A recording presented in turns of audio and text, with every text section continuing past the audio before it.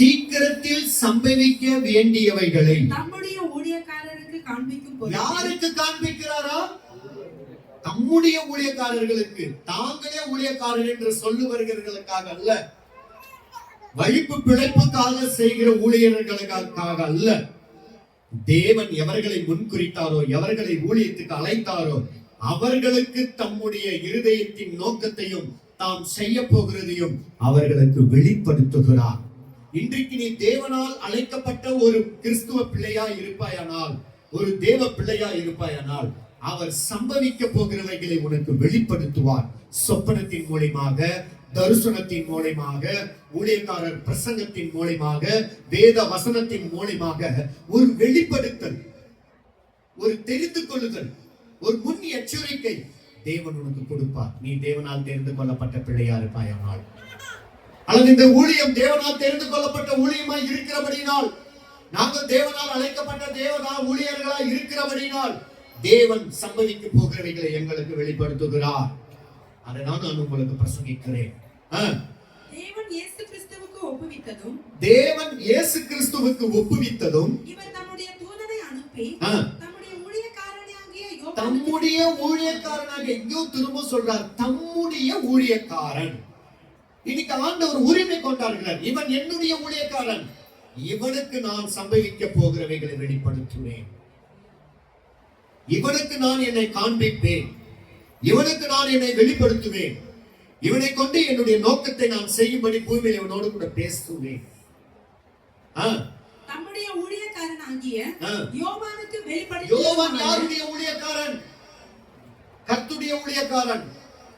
இன்னைக்கு மனிதர்களுக்கு ஊழியக்காரர்கள் உண்டாங்க. அவங்களே ஓட்டு போடுவாங்க, அவங்களே தேர்ந்தெடுப்பாங்க, அவங்களே ஐயான்வாங்க, அவங்களே 5 வருஷத்துக்கு அப்புறம் அவங்களை தூக்கி போட்டுருவாங்க.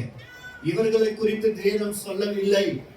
அவர்கள் வேதத்துக்கு புறம்பானவர்கள், வேதத்துக்கு விரோதமானவர்கள்.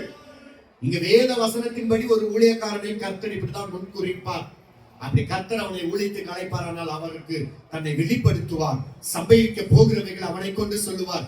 தம்முடைய ஊழியக்காரனாகிய பத்மதீவிலே திவ்ய வாசகனாகிய யோவானுக்கு கர்த்தர் வெளிப்படுத்துகிறார்.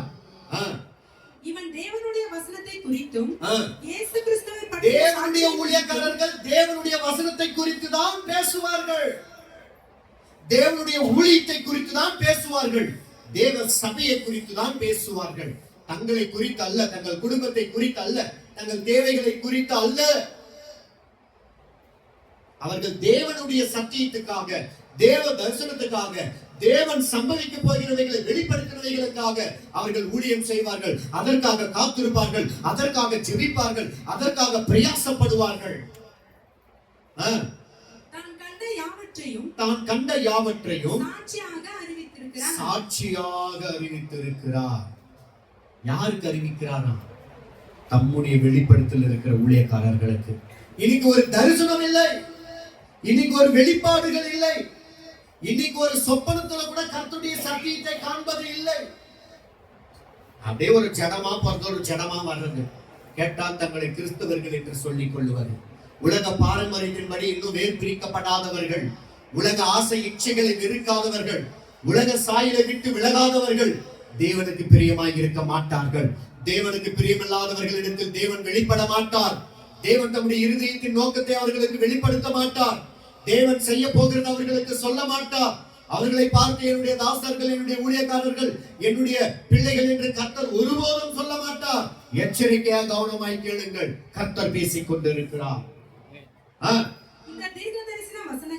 இந்த தீர்க்க தரிசன கவனமா கேளுங்க. இந்த வசனத்தை கேட்கிறவர்களும் படிக்கிறவனும் கேட்கிறவர்களும் எழுதியிருக்கிறதை கை கொள்ளுகிறவர்களும் பைபிள் படிச்சு முடிச்சனா ஒரு பாக்கியம். பைபிள் வசனத்தை கேட்கிற ஒரு பாக்கியம், அதை கேட்டு அதன்படியே செய்யறனா ஒரு பாக்கியம்.